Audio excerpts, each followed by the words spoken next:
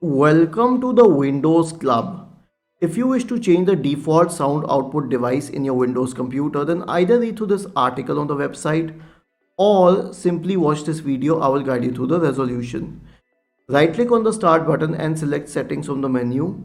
Go to the system tab on the list on the left hand side. In the right pane, select sound. You will see this volume option and the bar associated with it. You can change it to change the default sound of the system. Isn't this easy and interesting? If you have any doubts, please go to the original article on the Windows Club. Scroll down to the comment section and write your query. We will surely answer to it. Do not forget to subscribe to the channel. Thank you for watching this video and have a nice day.